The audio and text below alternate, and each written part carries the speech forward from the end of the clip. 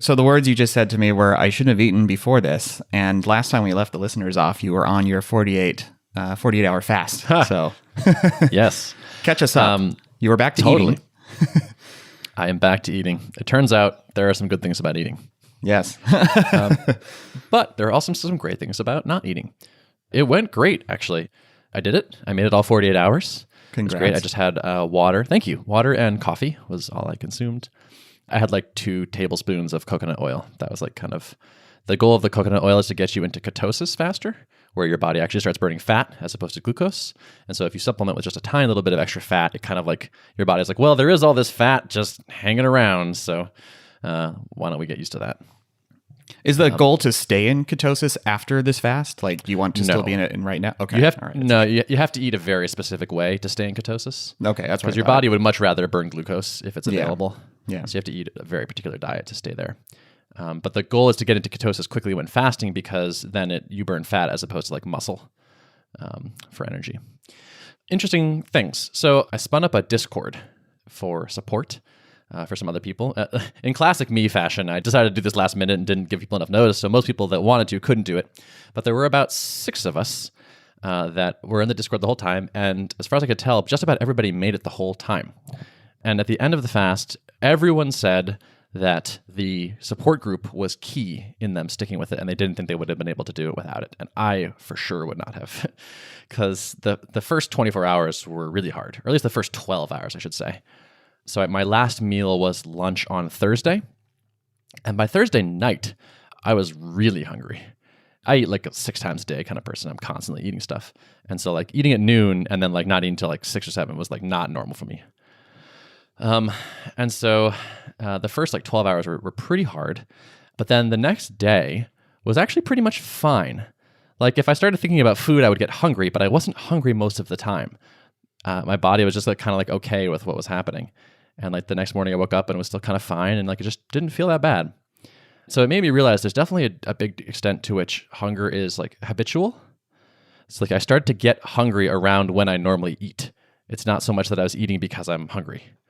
I noticed like when dinner time would happen, I'd be like, damn, I really want to eat some food. I'm very hungry. And then like once it would hit like 8 o'clock when I'm normally not eating, I just stopped being hungry. My body was like, all right, well, that's not happening, so fine. Well, we're giving up. Yeah, I guess I'll think about other things now. Yeah.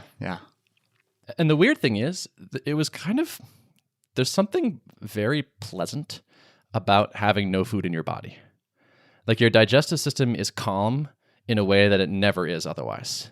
I felt like gloriously empty in a way, where it's just like there's no indigestion, no burping, just like it was just like nothing going on in my stomach. And like I would put water in there and it's just like, okay, water, fine. But like it just felt really nice to have like nothing going on. It was oddly pleasant.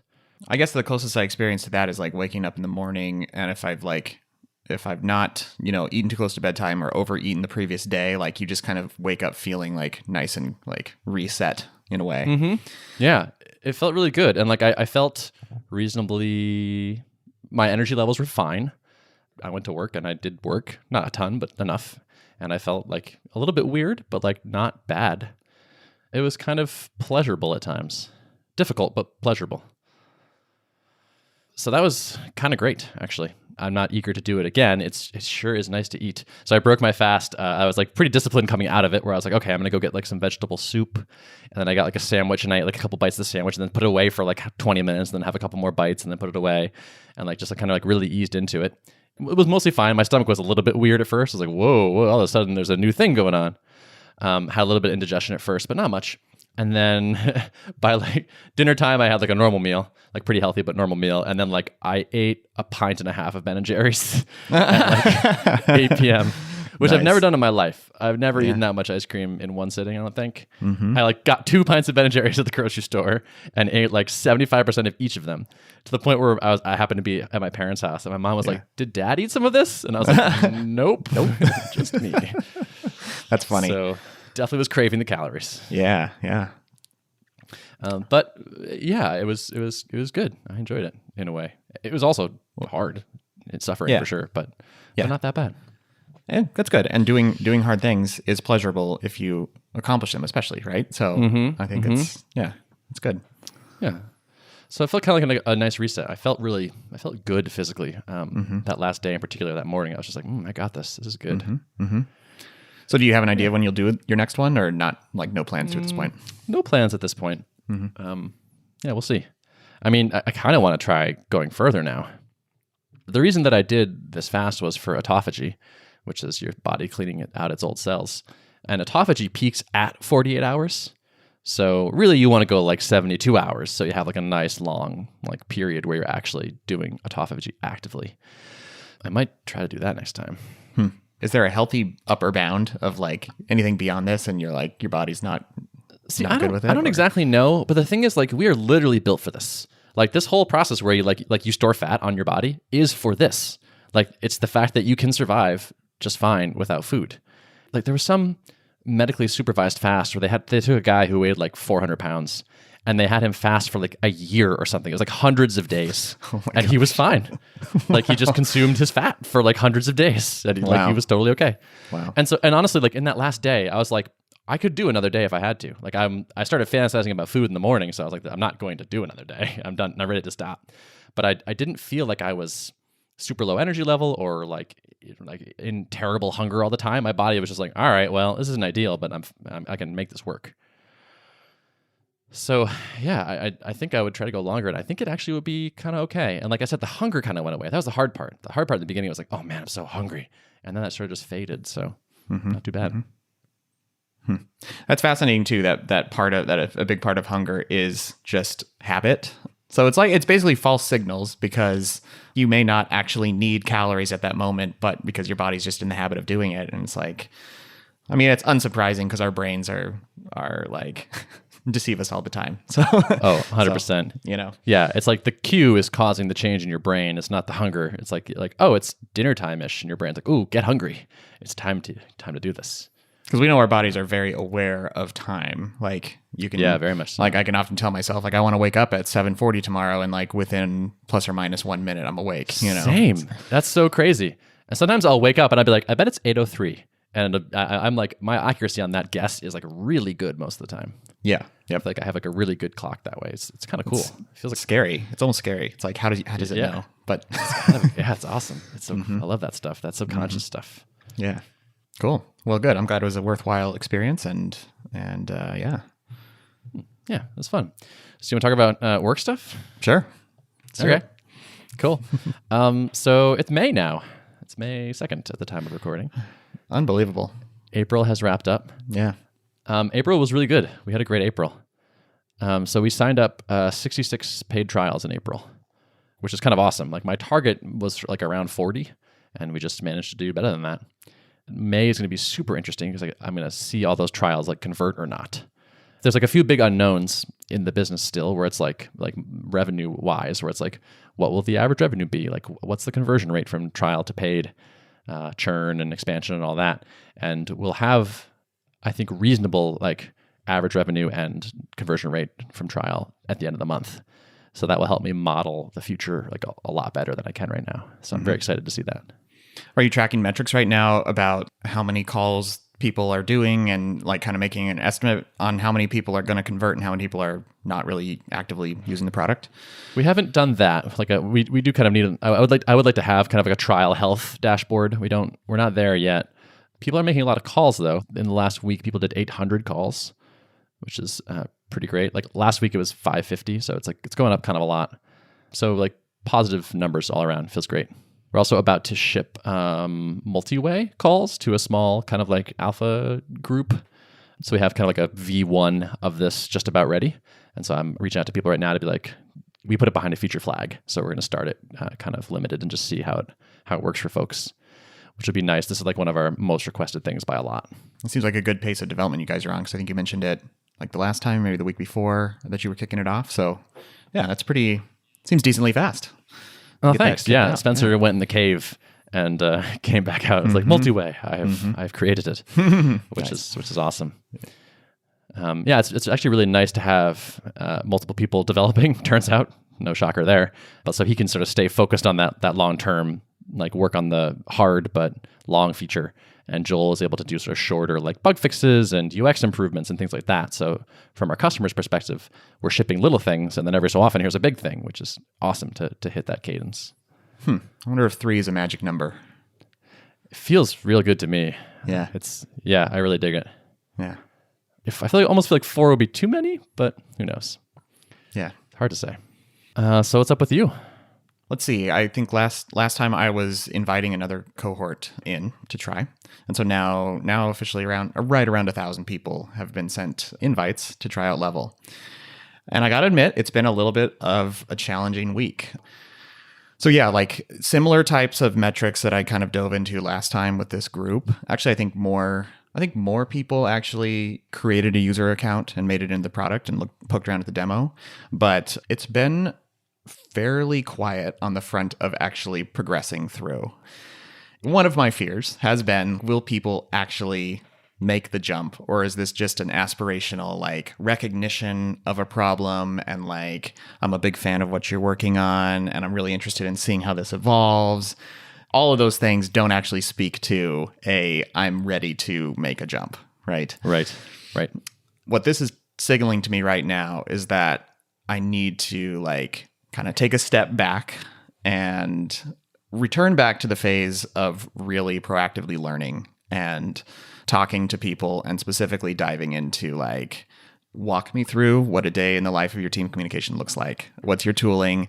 How are you managing distractions right now? And try to root out like, what is the essence of the pain that these people are experiencing? Like everyone who has thrown their hat in the ring of this manifesto resonates with me. What is it exactly that's resonating with them? And is there a pain there for a good chunk of them that I can target with a product solution? That they'll pay for. Yeah, that they'll pay for. So yeah. I got to admit, like this has been tough. Just feelings of uncertainty, and I think I definitely recognize some tactical errors I made in my initial wave of validating. So I started with the manifesto. The manifesto sparked a lot of passion among people who feel strongly that like this is a problem, right? And so that generated a bunch of good numbers, lots of people jumping on the list, lots of like positivity from people on Twitter. I did do a bunch of validation calls, but I think like looking back, a lot of that was like, obviously I had a hypothesis about how I thought this problem should be solved. And so a lot of those calls were probably a little bit of me trying to confirm some of my own assumptions, which is risky, Yeah. It's very risky It's so hard not to do that, actually. Right. You should almost enter these conversations withholding having your own ideas about how to solve it, because otherwise you're at risk of just seeking confirmation for the things that you want to be true and brushing aside things that might be red flags. So yeah, I think there was certainly some of that. And actually, you recommended a book to me called The Mom Test, and I read that, and it's fantastic. Like, so good, right? So good, so actionable. It's probably the most actionable book I've read in, at least a year. It's so not your average business nonfiction book. Yeah. I think it's so great. And do you want to like kind of summarize the gist of it? Yeah. So, I mean, the idea is that like literally everybody will lie to you in the process of having customer conversations. The book is so named so that well-meaning lies. Yes. Lie to you because they want to protect your feelings or because they like you. And I think this is especially hazardous if you have a little bit of an audience that, when you put out something like a manifesto, you're going to get a lot of love. You're going to get a lot of like interest and people rooting for you. And it's almost in some ways more hazardous to have that, because all of those are false signals, There's a great thing that I learned in this book that I've kind of stolen now, which is rather than ask, like, people are incredibly bad at predicting their future behavior. So if you say like, would you purchase a tool that something, and everyone else, I was like, oh yeah, totally. Yeah, I definitely would. And they're like, that's the terrible question. Never ask people about their future behavior. Instead, ask them, what's the last thing you tried to solve this problem? Yeah. It's like, anchor in the past with concrete examples, right? It's exactly, like one of the core tenets. Right. So if it was like, does Slack interrupt you too much? Like, yes. It's like, okay, well, what have you done so far to try to solve that? I guess nothing really. Okay, well, so you agree it's a problem, but it's not a big enough problem that you've tried to do anything about it, it turns out. it's already improved my questions for people. Like, great book. Totally recommend. Love it. Yep. And so I basically started like reaching out to folks and booking slots on my calendar, 20-minute slots, and I'm running this playbook. And I'm like, I'm not pitching you on a product. Ignore the fact that I may or may not have like some product in some form of existence today. Like, this is a conversation where I'm learning, and I just want to ask you some questions about your setup. It's been eye-opening so far. Like, I've only had a handful so far, so like not enough to have any kind of like consensus from people, but like definitely a few of them have led down the path of like, yeah, this is just so annoying and I just hate it. And then by the end of the conversation, it's like, what have you done? Have you tried any other tools? Have you searched the plugin directory in Slack to see like, is there something that could route around this?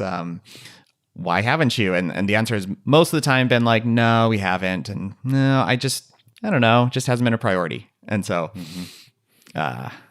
yeah, we'll kind of see what this yields. Yeah.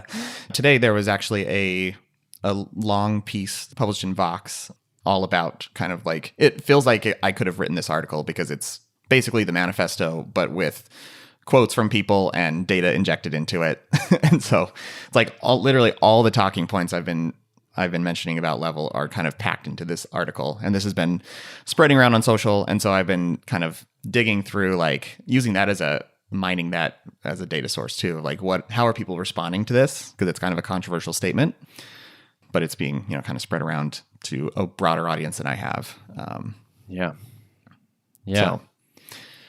It was interesting seeing that tweet from you, and I was like, oh, it feels like you're kind of getting back to your customer development roots, where I feel like you were kind of like going back to the like, let me go validate my assumptions and come back to this problem in a fresh way, which I thought was healthy. Yeah. When I talked about last time, like, I could either spend my time on trying to nudge through some of the trials that have made it past the point of like inviting some of their team members and stuff like that. But that's still just such a small percentage of the 1,000 that I've invited through that I feel like it's worthwhile to kind of like step back and see if there's something broader that I'm missing here, Mm-hmm. So what do you think is going to happen? I'm trying to make like zero assumptions at this point. I'm feeling a little bit jaded on having my own thoughts and opinions about things, and I want to let the data speak for itself. So I'm proactively trying not to jump to any conclusions, which is hard. But sure, yeah, interesting. Well, it would be a bummer, right? It would suck. Mm-hmm. But what is your worst case scenario here? I mean, worst case scenario is there's a lot of people that are unhappy with aspects of Slack, but almost none of them are willing to pay for a product to solve them. And then what? And then I figure out what's next. Yeah. I mean, even if that came to pass, you're in still such an enviable position compared to most people. You had the runway to do this thing. Presumably you can do other things too. Mm-hmm. Mm-hmm. I don't know. I feel like your worst case is not so worst. Yeah. It's not dire by any means. I mean, it would be a pretty big blow to my confidence, probably. I think there would be like a pretty in-depth retrospective on like pulling this apart. Like what could I have done to avoid this? I'm not saying it's going to end up that way, but if it does end up that way, like what I have done to avoid this? What mistakes did I make? So it would be a huge opportunity for learning on the bright side. Yeah, it would be a tough pill to swallow for sure. 100%. Yeah. I have long-term faith in you. I don't know. I believe in you as a human. So like if you did have a rough setback and it's like, oh, this thing didn't work. It's like, well, I don't know. Like you're kind of like a ridiculous multi-threat when it comes to product stuff. If I were betting on like the Derrick Reimer stock, I think the future of the Derrick Reimer stock is like very good over the 5-year chart. I think looks awesome. Yeah. I appreciate that. The early phase of these things is so difficult because if you look at most companies that we see, even small bootstrap companies that are successful, and you look at how they got started, I feel like most don't actually run this playbook. Like most kind of come up with an idea and they suspect that other people will use it, and maybe they do some conversations to like validate it. They probably ask the wrong questions, and then they ship the product and launch and get some traction and then iterate from there. I guess in a sense, that's sort of what I'm doing right now. but that has varying degrees of success. And sometimes it just works out. Like sometimes you're just able to, what you build initially, maybe you have an audience that is willing to just like support you, and it's not too big of a cost to like switch over to your product, and they'll do you a solid because they like what you're doing. And even though like maybe you're behind on features or you're kind of undifferentiated or whatever, and they'll just throw you a bone, switch over, and that's where you get your first plateau. And then from there, you just like, you iterate, you listen to customers, you figure out what features to build, you figure out ways to market, on and on and on. That's a risky way to go about it, even though I feel like that's mostly what people do. And in my case, it's like even getting those early supporters, like people who really want this to succeed, getting them to move over is more difficult than some products, I think, because it just involves like moving your entire communication system over. And yeah. I mean, I think it's a hard niche to be the team communication platform. Requires like so much coordination among a bunch of people. So you need a lot of buy-in from a lot of different kinds of folks. This process is super hard. Like the book, the mom test says, like everyone lies to you, like kind of not directly and not in a mean way, but it's just like, it's very, very hard to get clear signals.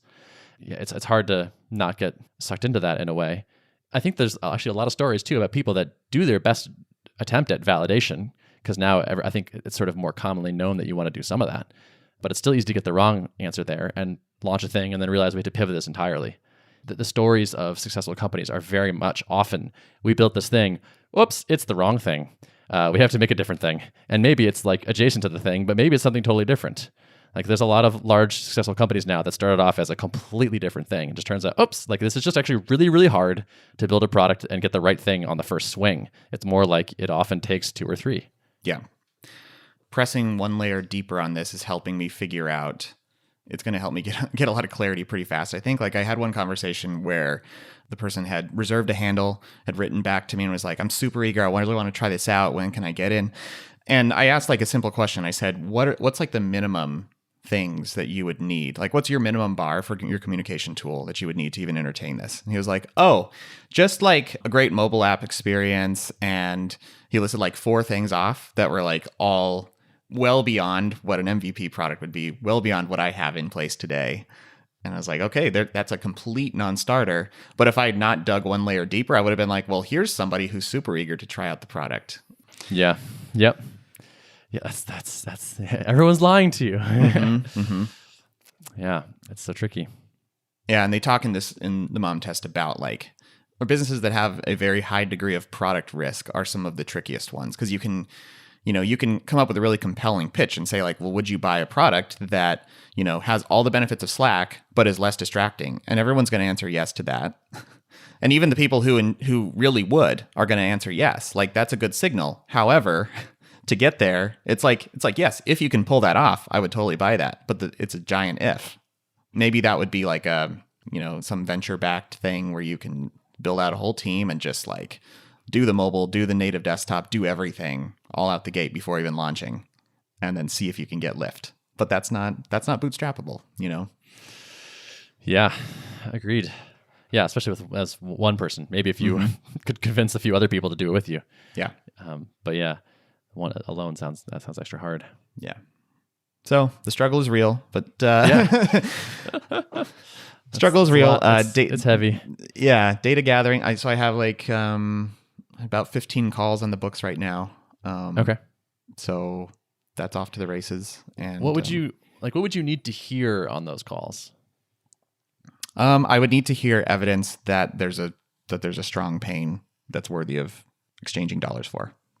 And I'm open to the fact that it may not be, there may be something there. I'm hoping there is. Maybe something there, and maybe it leads me down a path of like, maybe it's a plug-in to Slack. Maybe I have a few other like little hypotheses that I'm holding on to extremely loosely that could be potential, alternatives to a completely separate product like I've built today. And so I'm keeping an open mind to that too. That something like that may fall out of these discussions, and that would be instructive. Cool. Yep. I mean, the pivot is time honored for a reason. Mm-hmm. Yep. Cool. So okay. yeah, it's we'll see what happens. All right. Well, thanks for making it so interesting and having good radio. Yeah. No, but like I appreciate the openness. Like it's good to share this stuff, I think.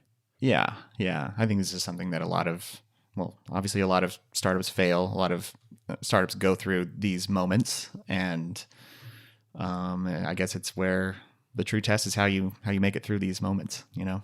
Yeah, totally. Well, props to you for doing it. Thank you. Yeah. Cool. All right. Anything else you want to talk about? I think I'm good. Okay. Nice. You have calls next week? Will we have like some data for the next episode, you think? We should have some data next episode. Yeah. Yeah. All right. Cool. Excellent. I'm going to try to eat regularly before the next episode. So I won't have any fasting data, but. Okay. All right. Well, that's okay. Cool. All right. Show notes? Show notes can be found at artofproductpodcast.com. Thanks for listening. See ya. I was thinking we would do like a quick postlude, perhaps. So I was just thinking, just pondering the other day, and I was like, all right, if level didn't work out, like what would be another path for you? And I don't have a specific thing yet, but like as far as like worlds, as far as niches or something, I feel like you would be amazing at some sort of like API driven developer tool nerdy thing. Like kind of like a Clearbit, or like a Stripe but way easier kind of thing.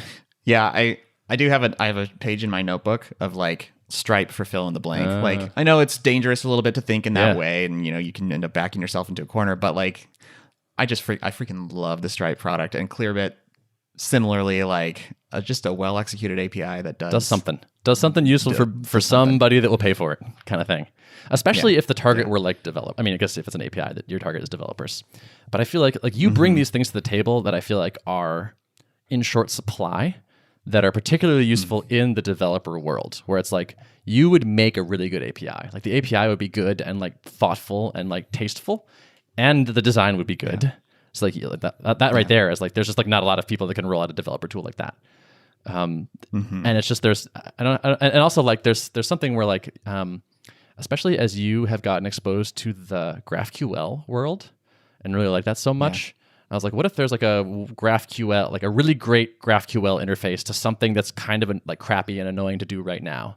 And you could say, GraphQL is the future. This is going to be an amazing GraphQL endpoint for X. It just feels like, I don't know, I feel like I could see you just like crushing that.